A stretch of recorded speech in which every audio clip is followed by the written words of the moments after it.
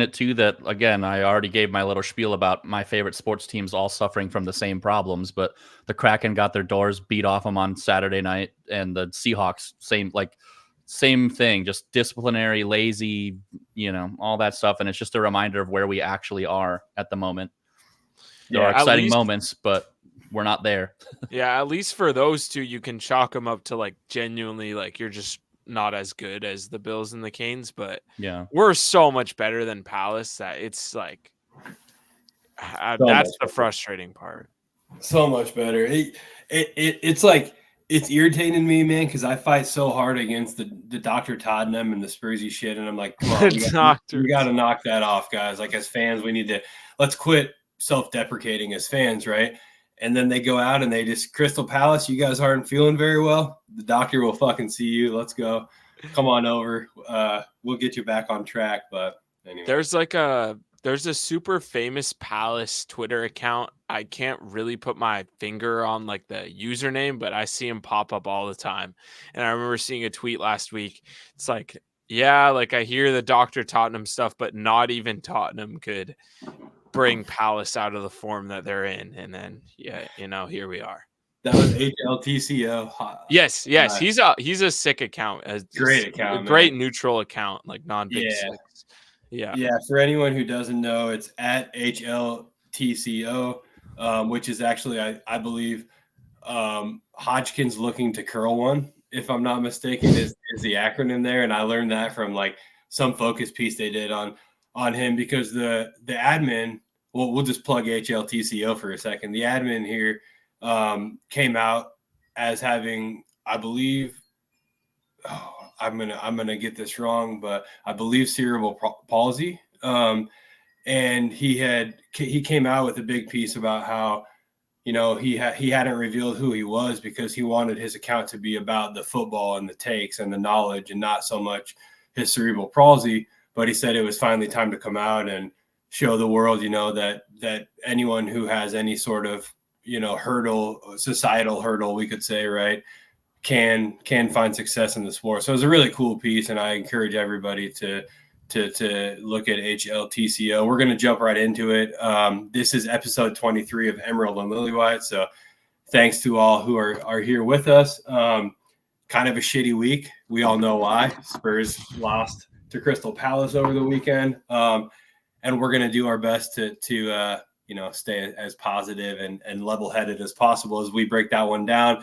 With me, as always, is my co-host, Max at Going Limbs. What's up, man? Yeah, disappointing to say the least yesterday. So, yeah, looking forward to tonight. It's going to be at the Sounders game against Scott's Houston Dynamo. So we got a little inter-pod derby here. So that should be exciting for taking our minds off of Spurs in a soccer form. But for now, we're going to talk Spurs, and it's not going to be pretty. Yeah, no doubt, man. You and I talked off the air about maybe just making this a Dynamo versus Sounders pod and grazing right over Tottenham, which I'm sure the listener would be fine with as well. And yeah, for all those viewing, do have my Dynamo kit on as well. I'm a Houston Dynamo fan. I lived in Seattle, and Seattle Spurs and Seattle, the city, are very near and dear to my heart, but did live in Houston prior to Seattle. And, you don't change your club. That's how things work. So I'm a Houston Dynamo fan through and through, and I'm stoked for the big one tonight. Dynamo, the 5 seed, Sounders, the 4 seed. So to everybody listening, I'm sure you're a Sounders fan. Worst of luck tonight.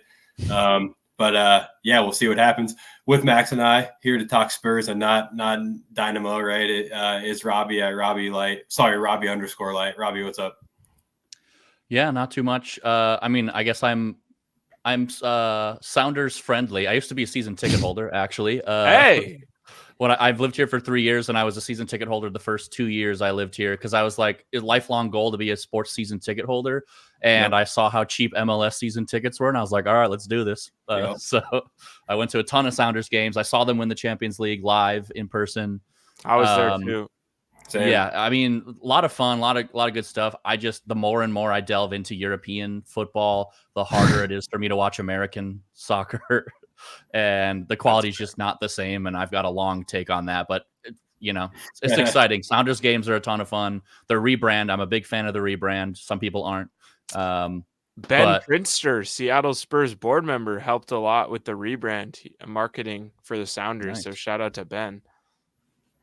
Awesome. Yeah, I'll be paying attention. I don't know if I'll be watching every minute of tonight, but I'll be checking the score. I've been to several Sounders first round playoff games where they lose 1-0 in PKs. So were you at that Salt Lake one?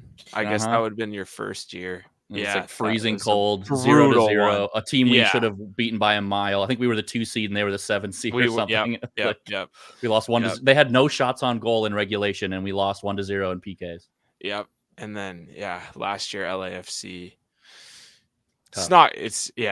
But, you just got unlucky because, like, right before you came were the glory days of, like, I was watching from Chicago. Like, I watched the final they won in the rain when Rui Diaz had that breakaway. Like, I was watching that live from my couch. Would watch it, but obviously living in Chicago, I didn't get a ton of it on TV, and it wasn't as national yet in 2018 or whatever. It was hard to get a lot of MLS stuff, but I've always been a Sounders supporter in that regard because of my Seattle other ties for sports. But I think couldn't begin to tell you what's going to happen tonight because I didn't pay attention to a single minute this season, so don't know. I'll throw a prediction real quick. I think the Sounders win 3-1 before we move on to Tottenham.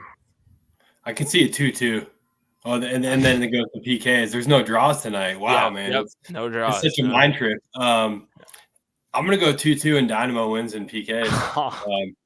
It's not necessarily the head that's picking that, but it's the heart, and that's the way we're going to go. Speaking of teams who you should have beat by a mile, I know you mentioned that Sounders Real Salt Lake matchup years back.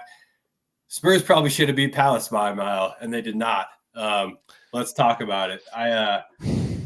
I've got stats pulled up here. 66% of the ball, which you would expect. Only created 0.74 of XG in this match. I think that's probably the biggest thing we can focus on is the lack of creativity in this match.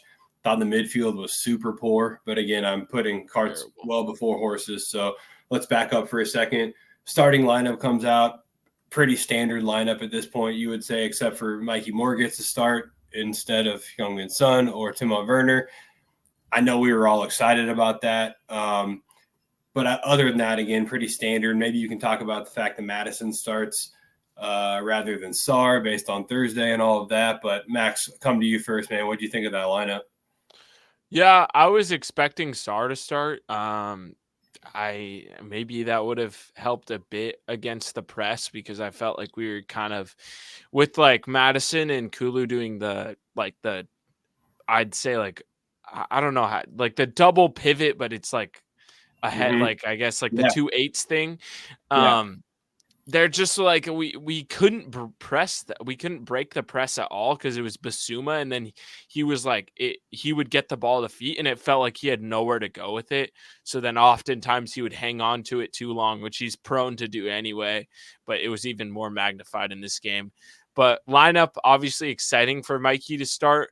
Weird that Odebear wasn't in the squad at all. I don't know if he still has that nagging injury or he re-injured on Thursday, but I was kind of expecting him to get the start if he was fit because he's coming back, and Mikey started on Thursday, but obviously happy about Mikey. And I thought the lineup was good. Like first glance, I'm like, okay, like this lineup should easily cook that Palace squad. So I don't know. It was definitely a struggle in the midfield. We just couldn't hold anything down. And if Sarr started, it could have been a little bit different, but who's to say, because like the entire team just looked awful. Yeah, I agree with you 100%. I'm going to come to you for this one, Robbie, but I don't feel super comfortable saying that I have ever really liked the Basuma, Madison, Kulusevski midfield. I think there's a lot that you can do with it, but like Max said, it leaves us pretty disjointed. So, and again, I hate to be redundant, but I'll almost ask you the same question. You know, what's your take on whether or not Sarr should have been starting yesterday? Yeah, I mean, I don't know. I don't know if I necessarily have a strong opinion there, but my strong opinion was we made 0 changes at half, right? Like there wasn't even a single change. And I think it was already pretty clear we weren't getting anywhere. So I think that was a big thing for me. I think this is a big game for people who say Suns washed. Clearly, we're lost without him. Yes. We have absolutely nothing without him, it seems, on the wing. So that's a big thing. I think just thinking about Palace being a team that's so bad that they have nothing to lose. I think this is a big game for people that are like, Ange is too inflexible in his tactic. And then like clearly they were probably just parking the bus the whole game. Palace was, and they obviously got lucky on maybe that was even a set piece. I don't even remember how their goal was scored. It was filth from Eze, absolute filth. He nicked it on the back heel. Yeah, I don't know. Yeah, and they have a back three. I don't know if we've played a back three this season. There was a couple of things, and obviously, again, like I think a huge part of this game was Crystal Palace has a manager who was expected to do a lot this year. They've been terrible this year, and he's like, you know what, we're going to do whatever it takes to win this game. And we were like, yeah, you know what, we'll win this game, whatever. I think there was a lot of that going on too, and I think maybe that's part of Ange's problem of, I'm not someone that's carrying the torch for this one of like Ange is too inflexible. He needs to, pull back sometimes, or we can't just be running, at the goal 24/7 and give up all these goals. Some people say that. I don't believe that, but I think there's a lot of points as to what happened here today. And I think, we'll get to this later in the pod, I think, but just setting expectation for like, maybe we need to reevaluate what this team actually is. Despite what we see on the pitch, sometimes we still don't see it consistently. So I think maybe there's yesterday was maybe a reminder of like, hey, you know what? Maybe we should take a step back on a few expectations. But Oh, go ahead, Max. I just want to get this, I just want to start off the pod with this, because to me, this was like the biggest thing from the game is like that triple substitution, taking off both Madison and Kulu at the same time, and then putting on Richarlison, Werner, and Sarr. To me, like taking off Matters and Kulu, I understand they weren't doing much.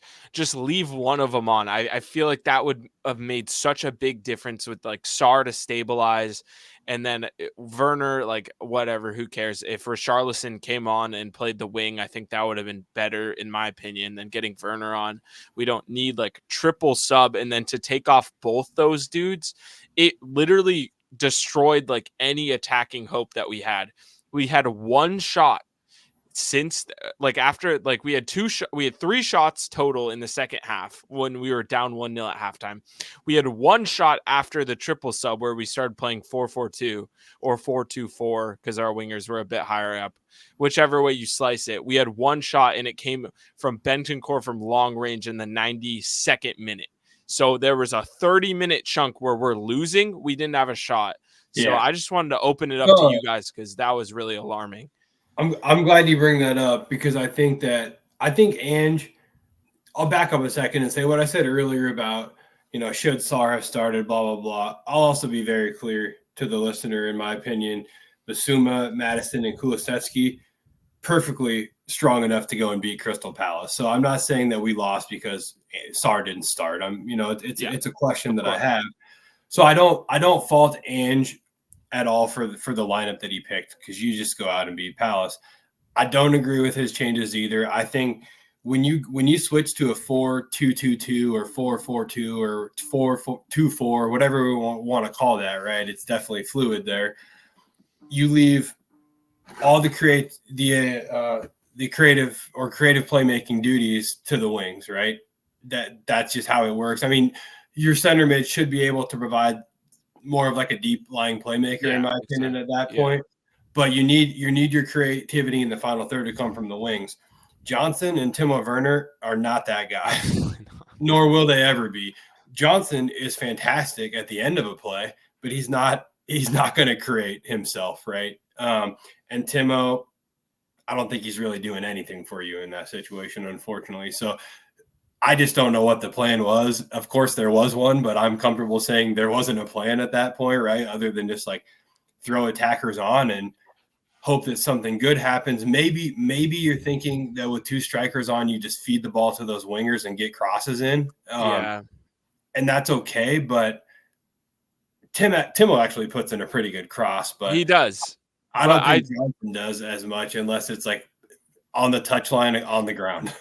Yeah, I agree. And I just think that it's just so like just bringing Werner on, like he clearly like there's believing in a player, there's trusting your players, there's trying to build a dude's confidence. We've been past that for like 3 games. He's just like he's unplayable in the bad sense. Like you can't keep playing this guy. And especially not when we're chasing the game. If we want to do that, I'm sure we could just put Richarlison out there, tell him to like get in a bit, try and make those runs in behind, and then get in the box for crosses and whatnot, and then leave like a Madison or a Kulu on who can kind of operate out wide as well. If Richarlison's going in, I specifically for Madison on the left, like he kind of gets in those areas when Son is playing because Son kind of wants to go narrower. It was just confusing. It felt like it was just like a last ditch effort. It was kind of like a panic, like triple change is where I view it. So I don't necessarily blame Ange for doing it. It was just like the thought process behind it in terms of the game script was weird to me because it's like we have no control over the game. So let's get even less people in the midfield so we can have less control and just kick it long or whatever. So, yeah, kind of like a hope and a prayer deal. Yeah. I also think Glasner came in and set them up to do well. I think you can maybe even make the argument that Ange was a little bit outmanaged throughout the course of 90 minutes yesterday. Easily outmanaged. First half especially, like they came out, they did the press, they did the mid block. We looked completely unprepared. We were lost, man. I think he saw an opportunity they did 3 things really well. They pressed really well. Their midfield was super compact, but in the defensive third too, they gave us no option. So I think from front to back, in all phases of the game, they were really good, and you got to give again Glasner credit for that. And like you said earlier, Robbie, he's kind of his life's kind of on the line in some sense, you could say, from a footballing perspective right now. I think there's a lot of talk and another spam call. I love election season, but yeah, I think that his life is a little bit on the line, and because of that, he rolled the dice yesterday, and it paid off for Glasner and Palace. But yeah, Max, I agree. We were absolutely lost. We had no concept of what we were doing. But again, I don't think it's all in Ange Postecoglou, because I think another thing that we're talking about here is that numerous players just did not show up yesterday. I look at Kulusevski, had an absolute stinker, and I'm not going to put too much on him because he's been great this season. We've talked all about that, right? But I think he looked lost. I think Madison looked lost. I don't fault Basuma as much because, like you said, I think Basuma was just kind of left in a tough spot anytime he had the ball on. They hung him out to dry like every time. It was like I was like, can someone like get the ball? Like, please come to the ball. It was incredible. He had like 2 guys on him every time he got it. Yeah, no, 100%. And the center backs don't help either. Robbie, I'll come to you, but what'd you make of Christian Romero and Mickey Van de Ven yesterday? And I asked the question leading the witness a little bit because we expect a lot from these guys, and maybe we didn't see that yesterday. Yeah, I mean, I'll be honest, I wasn't watching him super close, but didn't really feel like there was any impact from them. I mean, there was maybe 1 or 2 runs, I think, where I saw Romero try to like bring the ball up, which he's known to do sometimes.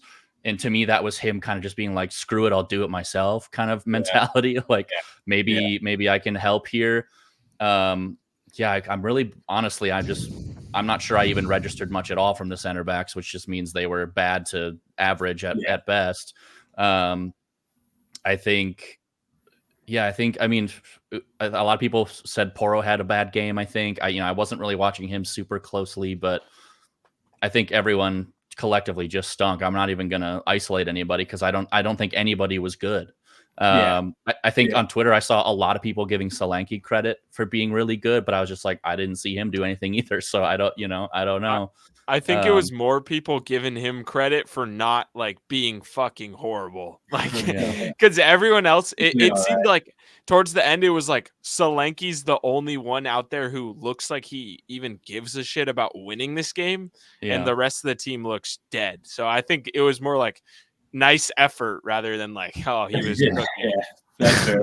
Well, and I think with Romero and Van de Ven, I really think about the goal we conceded. I don't know what in the world Romero is thinking, playing that ball over the top to Van de Ven. Van de Ven makes a mess He of had it. so much time to control it, though. He did, man. So I think Van de Ven makes a mess of the situation, but Christian Romero doesn't need to put him in that situation to begin with.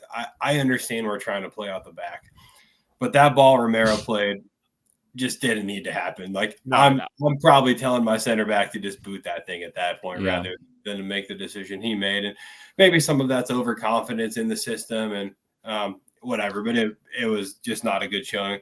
For me, disaster from both of them in that goal. Yeah, for sure. And because Romero, it's not only the ball, but Romero's defending at the end of it was terrible. Go ahead, Robbie.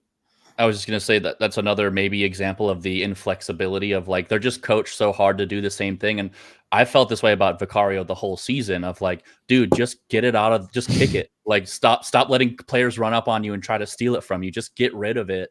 And we can play it out the back when we can play it out the back. We don't need to do it every single time, but I think they're just drilled to do that. Like they're forced to do it. Just like, you know, wingers don't even look up, just cross it to the goal. Who cares if nobody's there? Like that's another thing they're coached to do. And there's a lot of empty crosses in our attack of just like cross it because you're here. Who cares if someone will get there and then people aren't there. So there's a few things like that where I'm just like, dude, just kick it. And, you know, maybe you'll get yelled at, I guess. But yeah, I think that's something they're just stuck in. And maybe that's, you know, maybe what's missing in this whole thing is like this evolution of the team. Like Ange, of course, is coming in and drilling everyone and being like, you need to have this certain mentality. But I think there's also benefits to saying like there needs to be people on the team that also say no sometimes, or like say like, no, we don't want to do that. We need to have another voice. And maybe because everyone on our team is so young, maybe because there's only like, I was going to bring this up earlier. How many players on Tottenham's first team are like in their prime? Like 3, 4, like everyone else is super young. So like, you know, we have a lot of promising young people, but like you can't really say Kulusevski's in his prime yet because he's 23 or 24, and they say like what prime is 25, 27, like something like that. I don't know. I didn't make up those ages, but somebody has this agreement that like if you're in your prime, you're like 26 to 30 or you know whatever. Yeah. And other than Son, like I guess Romero, is Vicario's in that age group? Is he in his prime? I don't know. Well, goalkeeper, it's like back through. It's like add 3 years and then so like maybe we're starting to, and maybe this is Ange's plan too, like right, he wants to build this locker room where everything is free functioning and free flowing. Maybe we're reaching this part of the season where he's expecting someone to step up and starting to be the guy that's like, no, Ange, we don't want to do that. But he wants someone to do that on their own and not like wait for him to, you know, he seems like he's really working the psychology of this club. So maybe that's part of it of like, we need someone on this club to be like, hey, maybe we shouldn't do that today. Or, you know, like maybe this isn't the day we do that. Yeah. So I don't know. Maybe there's a lot to be said there, but that's an interesting topic. Like how many Spurs players are in their prime? Like for me, I think Son, no offense, because I'm about to bring up another point about Sonny this year, but I think he's past his prime. Just personally, like his prime, he won the Golden Boot in the Prem. Like it doesn't get much better than that for a player. I think Romero's in his prime. I think it's safe to say that he's like 25, but he's in his prime. I think Porro is around that same age group. It depends. Like for these dudes, this is gonna hurt me to say. It feels like it depends on their next club. Like if they're in their prime or not, if they have a next club. And that is just such a tin pot thing to say, but that's kind of that's just like the reality of Spurs sometimes. Like if Porro is going to Real Madrid, then that's going to be his prime. But I think he's in it right now. And then Kulu, Madison, I'd say are the two other ones, but everyone else is like at least a good couple years away from being like in their so-called prime or like the peak of their powers in footy. So that's really exciting. It's something to like remember, but it's also like, even if we're not, like, you're right, we need like a voice in the locker room sometimes to be like, come on guys, like we can't keep trying something if it's not working. Yeah. It's interesting. I think I'm a huge fan of Sonny being our captain, but at times I don't get the sense that he would push back on his manager as much. I think he's a great people leader. But I think, again, I've never met I actually have met Youngman's son, but I've never met him beyond, a quick autograph and a handshake. And I don't know him well enough to know this for sure, but I would not think that he's that guy to stand up to the manager as the captain. And I think that's an important part of captaincy at times. Again, just the opinion of someone on a random Spurs podcast. Can we talk about Son this season for a second? Because just reflecting on this game, I do my player ratings every game for everyone, and I have all the averages for this season. Obviously, Sonny's missed some time, but he is comfortably the highest average at 7.25 average rating for me. And the reason that is because when he's playing, we win. And I always just bump up the ratings for wins. And like when you think about the bad losses where I was like, oh, dude, this guy's getting a 4 or a 3. It's today. It's against Brighton. Like he's not playing in those games. And when he does play, like Robbie alluded to earlier, he's been amazing. So I think he's like such a crucial piece of this team that we always take for granted, because before he got injured, we were flying. We hit a little road bump, comes back. He plays brilliantly last weekend, and now he's out and we hit another road bump. So, well, and the other thing I'll say about Son, I agree with everything you're saying. And I don't know, at times I get a little harsh with the whole Kane leaving of it all, right? But I always like to point out that at a time where our club was just hurting and really was looking at itself in the mirror and saying, who am I and where do I go from here? Kane wanted out and Sonny signed a 5-year deal or a 4-year deal or whatever it was. Right? And that always sticks with me. Like he clearly loves this club. If at any point in time, especially circa Golden Boot, if he would have started to pull a Modric or a Bale or a Kane and say, hey, I want out, he'd be playing for Madrid or Barcelona, in my opinion, at this point. He would for sure. Maybe Bayern Munich, right? But people understand my point there. We're very lucky to have Heung-min Son, and I think it's a great stat. His starts equate to wins. We in the Premier League this season, 4 wins, 4 losses, and a draw is our record. We sit behind Nottingham Forest, who are in 7th place. We sit in 8th, if I'm not mistaken. It could be 8th and 9th, but either way, not where we'd have expected to be. Oh, go ahead, and Max. Can you read us the away record? Is it? I believe it's 4 losses, if I'm not mistaken. I think we have 1 win against United. We drew Leicester away, you're right. And then we lost the rest of them. Yep, you're exactly right. And this season we've had, or this calendar year rather, 2024, 3 away wins. Yeah, we've had 4 away London derbies and lost all of them. Or maybe drew 1 and lost 3. Sorry, it is drew 1, lost 3. So that record's not good either. Right? There's a lot we need to work out. But as we've kind of talked a little bit about, we're a young team. And this I want to lead us into a bigger conversation based on a topic that Robbie brought up earlier in our group chat. But before I do, I think, again, on Crystal Palace, yes, we're a young team. Yes, things could have been maybe set up differently, i.e. SAR.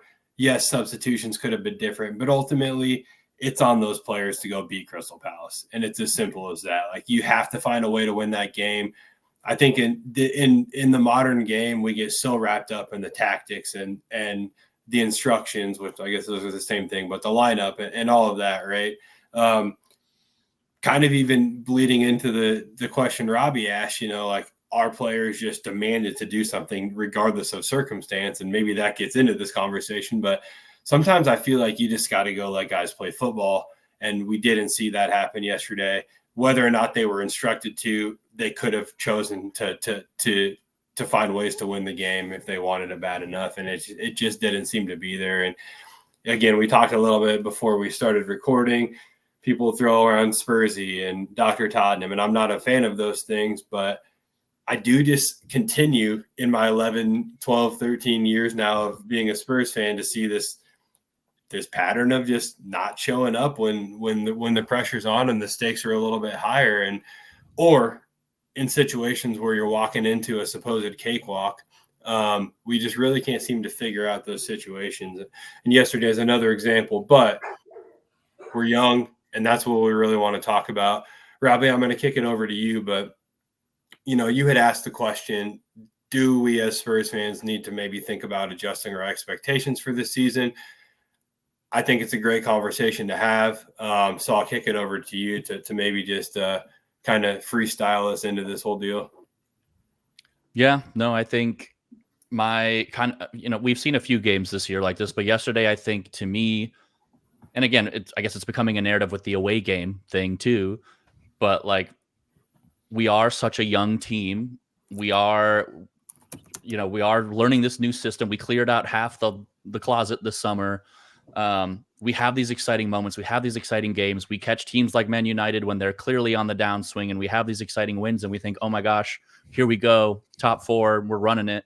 But you really, I think, need to zoom out and think about we're, what is it now, 16 months or so into Ange Postecoglou, maybe less than that, probably 14 months or something. I can't do the math off the top of my head. We have a ton of young players, a ton of inexperienced players. Most of these players that we signed have never played in the Prem, right? Or they came from championship or like really relegated Prem teams. And like I mentioned earlier, who do we have that's actually in their prime? We have a very, small list of players there. And I'm not saying all of that to be negative. I'm saying that in the sense of like, hey, maybe we need to understand where we are in this project. We need to remember that, yes, on any day we can be dangerous. We could win. We could beat City on Wednesday. We totally could. But we could also lay a stinker. Like, we're still not all the way there. We have, City's got 22 stud players from what my estimation is. We have 8 or something, but we still have a lot of excitement. There's a lot of stuff coming. And I know that stinks as a Tottenham fan. That's like, hey, we haven't won anything in 20 years. We stink, whatever, blah, blah, blah. We still finished 5th in the table last year. But I think judging by the competitions we're in, the schedules we have, playing all these games, is there a discussion that needs to start being had, maybe as a fan base? I'm not going to say Ange needs to have this discussion. I'm not smart enough to be Ange Postecoglou. But as fans, do we need to shift our expectations a little bit to these other competitions outside of the Premier League? We know that the Premier League is one of the best, if not the best league in the world. Even the bad teams are still very good teams holistically in the scale of world soccer. A thing like the Europa League, which of course, yes, there still are some solid teams in there. There's still 4 or 5 other clubs that are pretty solid, pretty good. But holistically, we are better than almost every team in that league. Every team I'm comfortable saying. Yeah. And then when it comes to the FA Cup and the Carabao Cup, upsets happen, things happen. For whatever reason, every single season, Tottenham gets a Premier League team draw before anyone else does, it feels like. But things can happen. You can get lucky. Eric Ten Hag won a trophy, for God's sake. Anything is possible. But I think Europa is where I would put my hope, my heart, my feelings for the rest of the season. And I won't go this far, but there may come a point where tactically we're playing 3 games a week, where whatever, like, do we start Son on a Thursday and rest on a Sunday? Like, are we going to prioritize the Europa League at some point? Are we going to say, hey, this is where our eggs are going to go? Top 4, probably not likely based on our current trajectory. If we win the Europa League, that's a ticket to the Champions League, right? Like, is that still how it works with the new system? Correct. But also, more importantly, it's a trophy. So I think it's the one thing we have to ground ourselves in. So yeah, I'm talking out loud. I don't think this is something any reporter should ever say to Ange Postecoglou. Would be the most ridiculous thing anyone could ever say to when didn't they ask him some question the other week where I was like, this guy needs to be slapped. But like, yeah, no one should ever ask Ange this question. But as fans, should we maybe start hanging our hat more on these Europa games, realizing this is more of the quality of our squad as it is? We're still very dangerous. We can still go all the way, but the Premier League is the best league in the world for a reason. And maybe we're not there yet for the Premier League. That doesn't mean we can't be effective in the Europa or like win that competition, maybe win the FA or the Carabao Cup if someone else stumbles too. Obviously, we would have that feather in our cap of beating City if we do that this Wednesday, but that's eliminating the number 1 competitor from the entire competition. So you would think that opens up the window for us. But yeah, I think me personally, for my mental health at least, I think based on where we are as a club, I'm going to be paying more close attention to the Europa matches and how we match up against those teams, because maybe that's just where we are. And I don't think that's a negative. I don't see that as like a talking trash about Tottenham. I'm not, going to be sad about it or whatever, but I just think that's kind of where we are. And the Premier League is just still so dangerous, but we're still not quite there. And that's okay. We've got a transfer window coming up. We've got another one next summer. If we're going to trust in Ange, which I'm currently wanting to do, I think maybe we funnel our resources to where the success will come from. And he wins a trophy in his second season. He always wins a trophy in his second season, as he told all of us. Maybe the Europa League is where we start nesting all of our hopes and loading up our tactical, decisions moving forward. So that's just my interesting thought to have. 100%. And Scott, you picked preseason podcast. I picked us to win the Europa League. You picked us to win the Europa League. Correct. Yep. Keegan picked us to win the Europa League. So we had 3 out of 5 saying, let's go win the Europa League. And I think like right now it doesn't feel like it, because we're still, like we talked about, like first team, second team, whatever it is, we're still playing like the weaker 11 in those games. So it feels like, oh, we're kind of like, this league game is more important. But in the grand scheme of things, yeah, it's the Europa League is the goal this season. For me, it's been the goal since the beginning of the season. We are the best team in the competition. We're the betting favorite in the competition. There's no excuse to not win it. Like, there's genuinely no excuse. I think we have the best squad in the competition. We probably have the best, maybe like 3 out of the top 5 best players in the competition. And now this all sounds like the heaviest jinx ever, but it's just genuinely true. We are in pole position to win. So I think, yeah, I completely agree. Focus on that. And then for the cups, if we win the Carabao, if we beat City this week and win in the Carabao, we've taken out City, who's the best team in the competition. Liverpool has Brighton away.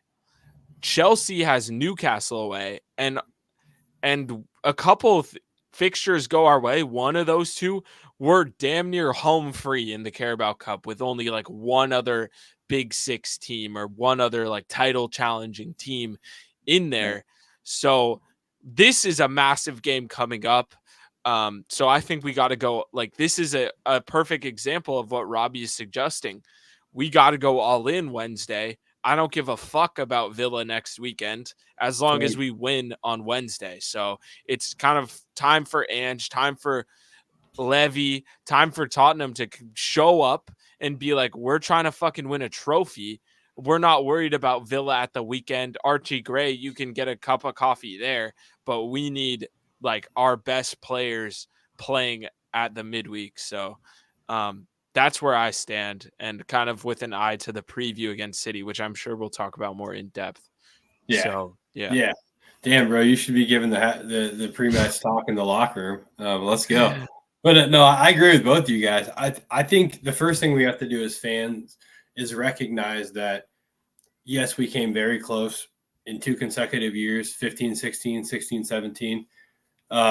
And we almost won the Champions League, and we had so many nibbles on glory, right? And we didn't get there. We have to recognize that I think in some sense fans have put blinders up and not recognized, and again looked in the mirror and said, we're not there anymore. We got knocked back numerous pegs during the Conte, Mourinho, lack of signings under Poch experiment of it all, right? And we're rebuilding. So I think asking the question, do we need to reset our expectations, is exactly the right question to be asking at this point in the season, especially after yesterday, when, yes, it is frustrating and it does suck. But we are building a young squad. Arteta stumbled massively and finished 8th, I believe, and people laughed at him. FA Cup that year. They did, right? So when you're looking at what it's going to take to get to where we want to be, it is going to be another 2 or 3 seasons probably when you look at who we've brought in. I mean, Archie Gray, Lucas Bergvall, Wilson Odebear, those are our 3 biggest signings, I would say, right? this summer, and they're all teenagers. So maybe not Wilson any longer, but no, I think he still is 19. Yeah, I believe so. So yeah, either way, we are rebuilding right now. But like you just said, Max, Arteta won the FA Cup that year. While you're rebuilding, you can you can still win. Yeah, you got to win things, right? That's the nice thing about this sport is like there are opportunities to win while you're building, and we have numerous opportunities to do that. If I personally was running the show right now, I would sit the team down and I would say, league matches are about performance and cup matches are about results. And that's how the season's going to look. I need every single Premier League match to show that you guys are growing into the way that we want to play football and maturing as footballers. And when it's a cup match, don't fucking lose. That's my message, right? So I'm excited for Wednesday for sure. But if I'm prioritizing all of these trophies and I had to pick one, it is Europa League. But sure. I've said it on this pod a couple of times. If we somehow won the League Cup and the Europa League, I would lose my shit. That would be just such a monumental season for this club. And I think those one of those things is very possible, and the other one becomes very possible if you win on Wednesday. So yes. Yes. So I want to reiterate how I know we're going to preview the game, but there is 16 teams left in the Carabao Cup. We are in the quarterfinal if we win, and a quarterfinal where one of those teams is guaranteed not to be Man City. And I will pretty much guarantee one of Chelsea or Liverpool will lose. And I will pretty much guarantee that Arsenal is not going to give a fuck about this tournament either. Yeah. So it's just a huge game, and yeah. Well, let's talk about City, but before we do, I do want to pull back to Crystal Palace for just a moment and go through Max's player ratings. I got so excited about talking big picture that we grazed over that, but yeah, let's talk about ratings, and it's going to be a painful one, right? But it needs to be done. Yep. So Vicario gets a 6, both center backs 4s, both fullbacks 6s. Porro had a really nice ball to Richarlison, which could have been a goal, but Richarlison took a horrid touch there. Yep.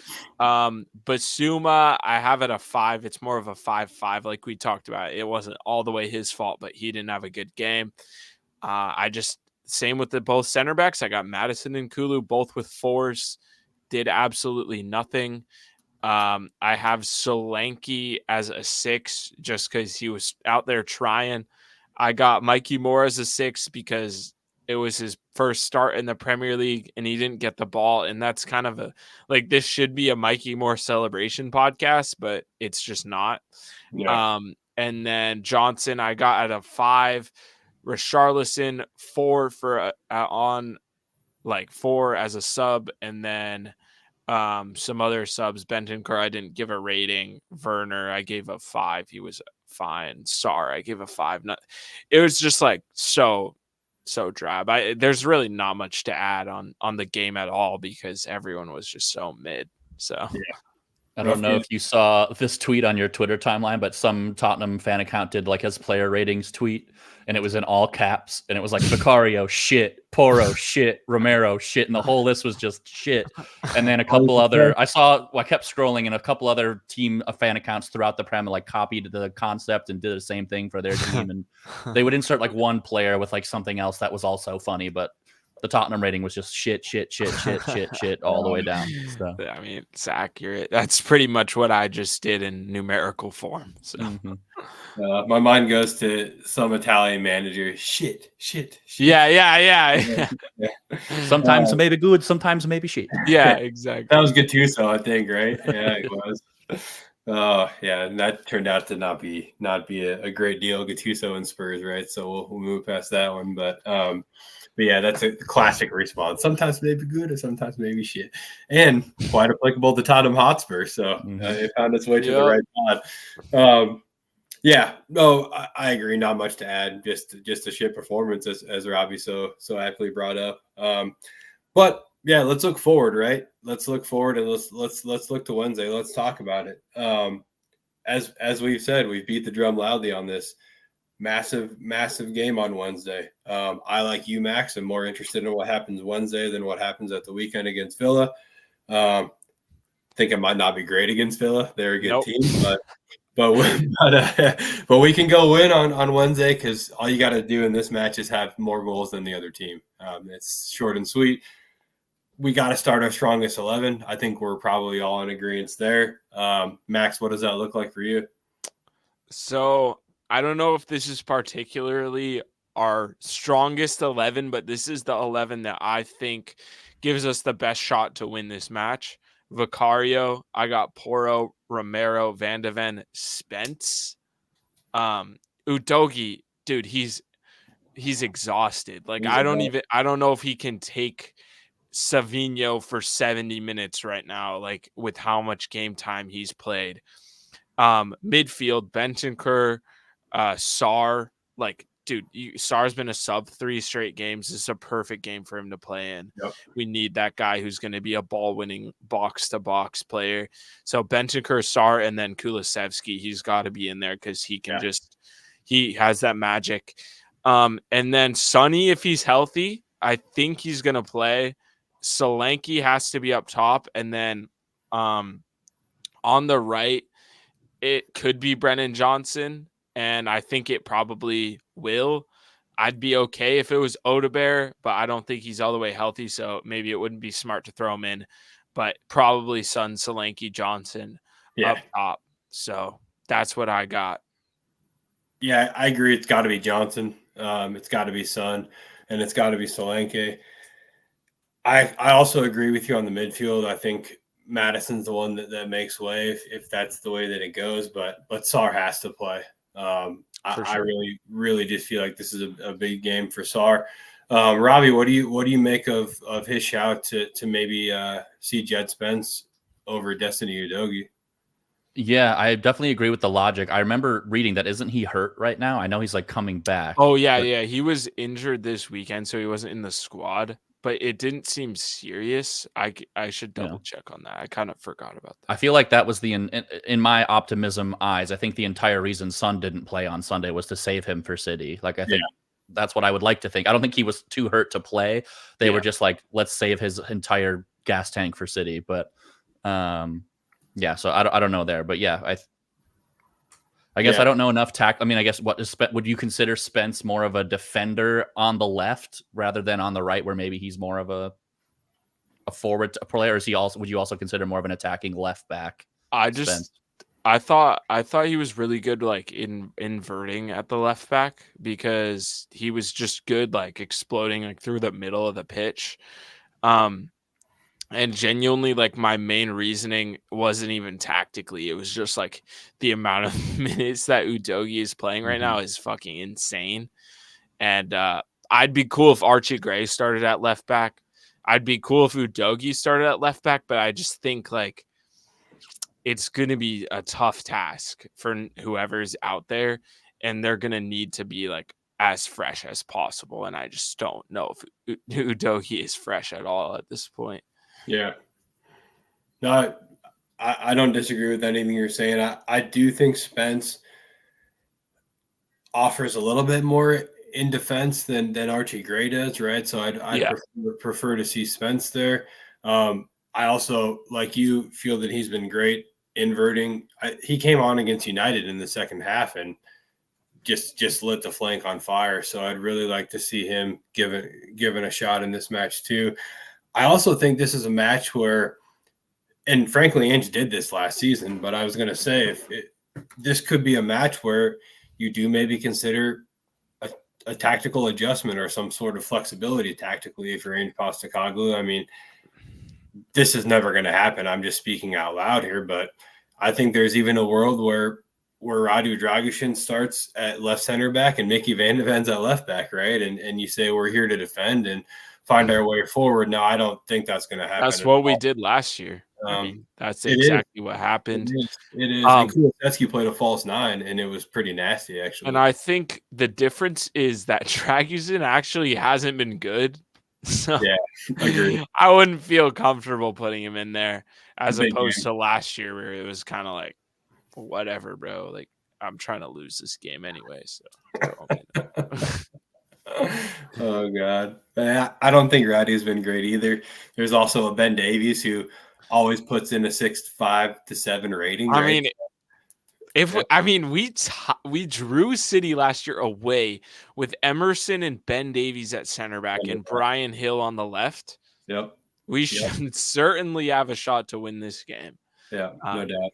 Whoever is playing left back, but No it might doubt. just be Udogie, and this whole conversation is for no reason, which it probably will be, honestly. But I just think it's an exercise in thought.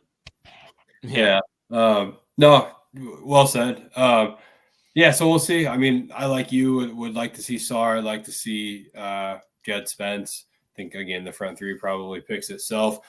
There's definitely not a world where you need to play Kulusevski as a false 9 again, right? To emulate last year. You've got Tom Solanke now.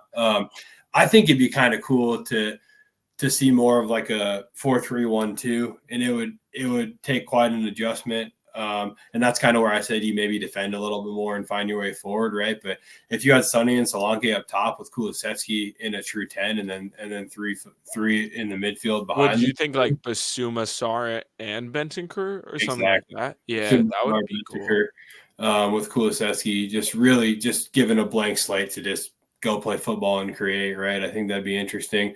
And then I think Sonny and Solanke would actually be a decent pairing. For sure. Sonny's fantastic at running off of the ball and off of a strike partner. We saw with Kane constantly, and I think Solanke is that profile. So, anyways, Ange, if you're listening, 4-3-1-2, maybe put defending first, and as we've talked about, get a result and score more goals than your opponent in this match is your only goal. We wouldn't hate it over here at Emerald and Lilywhite. Predictions? Yeah, predictions. We got to get to it. It's a nerve-wracking prediction time, right, for us? But what do you got, Max? I'm gonna throw it to Robbie. I'm gonna think about my prediction for a second.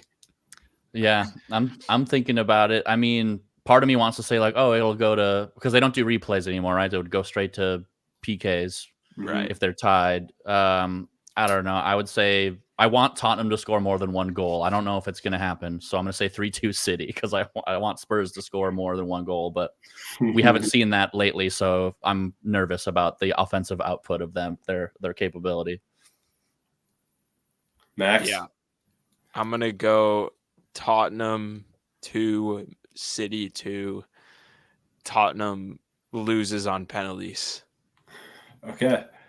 I like how these are all just well-grounded takes. I'm going to say we win. Because I wanted to so bad. Man. Someone has to.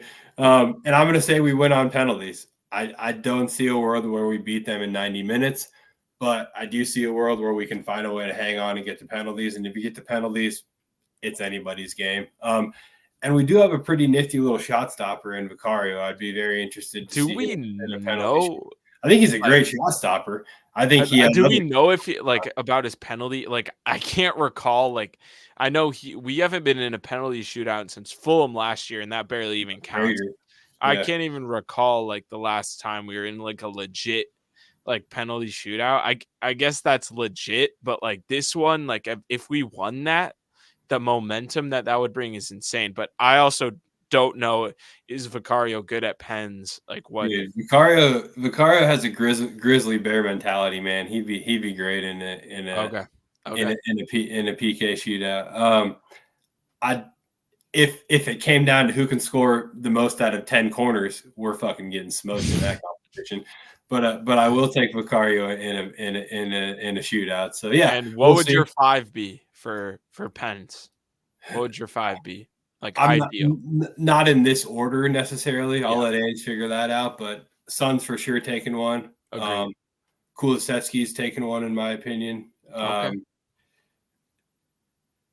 You want Madison on the pitch to take a penalty, I think. I agree. Yeah. Solanke is taking a penalty if he's on the pitch, and if not him, it's Richarlison. So we'll say the striker, whomever that is at the time. And then 5th, I know it's not Basuma, and I know that because did you ever see that Ange press conference? Yeah. Yeah, it was really funny. He said Basuma's taken like 500 penalties and missed all of them in training. I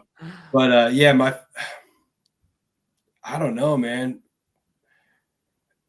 If Bentaker's on the field, I maybe give him a crack, or maybe Sarr comes to mind. Yeah, would you I'm gonna say Bentaker. Would you give it to like Romero or someone?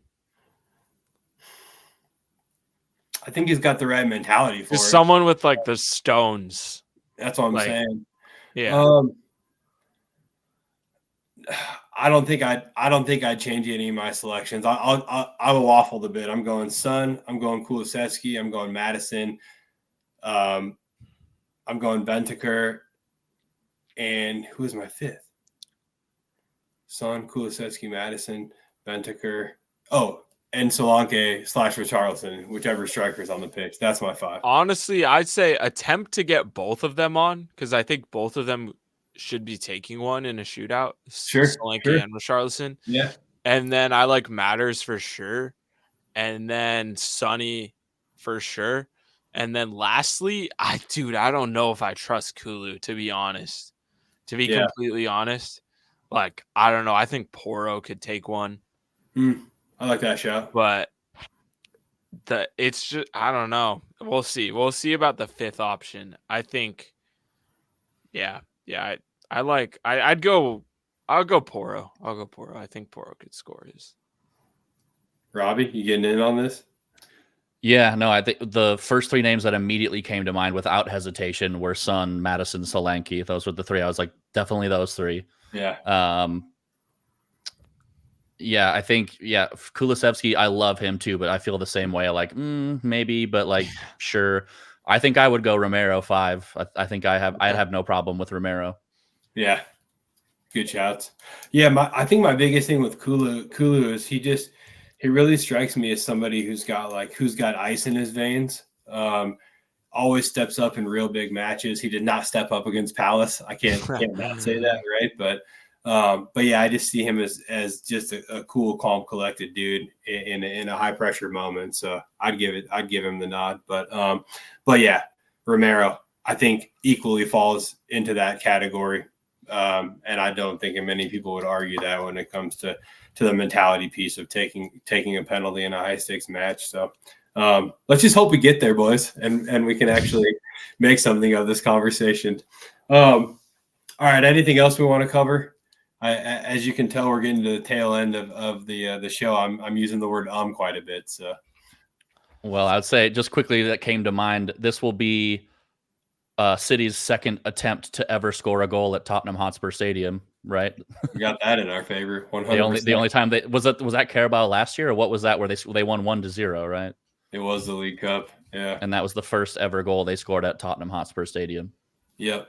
And that's the first time Vicario just got like visibly bodied off a corner, and that kind of started like the whole conversation around all of that. But yeah, we will take anything in our favor that we can going into Wednesday. Max, you got anything else? No. Academy Watch brought to you by the Wits End. Tottenham Academy lose 4-1 to Reading. Jeremiah Okine Peters scores a golden sombrero against us. Jaden Williams grabs a goal for Spurs, and Alfie Dorrington gets a red card. So not going as planned. I already talked about Luca Williams-Barnett last year. Ange mentioned him recently. He's been flying. Lone Watch, not too many updates. Dane Scarlett's kind of come into a starting role at Oxford, which has been exciting recently, but not really any goals and assists. Yang's team is in the playoffs now, I think, and they just got a big win, but I don't think he contributed goal contribution in that game. So that's for the Academy in Lone Watch, brought to you by the Wits End and Cascades in Puyallup. Yeah, thank you. Take a second. Say before you do that, quick Seattle sports corner. Tottenham Hotspur 4 wins, 4 losses. Seattle Seahawks 4 wins, 4 losses. Seattle Kraken 4 wins, 4 losses, and 1 overtime loss. 500. Is this our fault that this is happening to all of these teams, right? Yeah.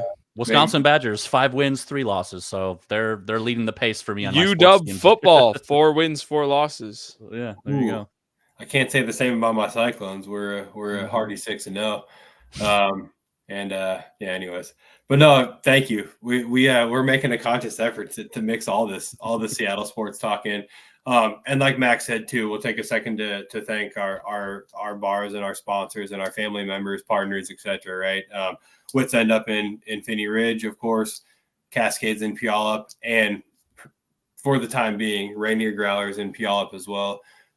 Is taking care of us. So if you're on the north side, get to the Wits End. If you're down on the south side, it's Rainier Growlers for now, and then it will be Cascades come 2025. Get to the pubs, support Spurs, meet some good people, tip your bartender as well, and cheer on Spurs as we attempt to win both the League Cup and the Europa League. We got a lot going on, so get behind Spurs and behind the Premier League. Yeah, we'll see, right? We'll see. We'll see if we can charge on from 8th place and be in the mix when it's all said and done. But please get down to the pubs, like we said. Support Spurs, help us grow Spurs in the great city of Seattle. Make sure you like and subscribe to the channel. We appreciate everybody who does. Say it every time. We're not here to beg for growth, right? But we do really want to help grow Seattle Spurs in the wonderful city of Seattle, and most importantly, the Spurs presence. So every like and subscription to the show helps us continue to do that. And bring your friends down to the pub too, right? There's always organic growth as well. But for myself, for Robbie, for everybody at Emerald and Lilywhite, for everybody at Seattle Spurs, we appreciate the time you have spent with us today.